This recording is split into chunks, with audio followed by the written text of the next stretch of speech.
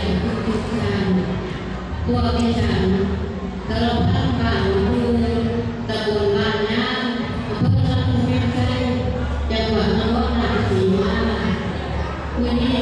สิมารับรองสารพัดยานักร้อง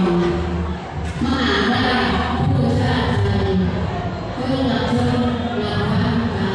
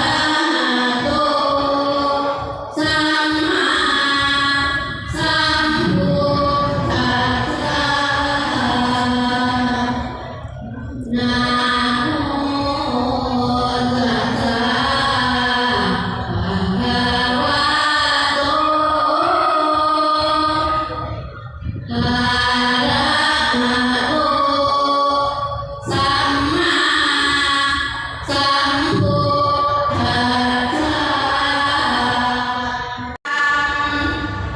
โครงการพระราชดำริทรงชาติ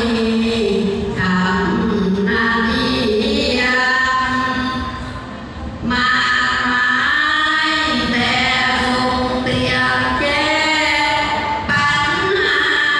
ประเทศไทย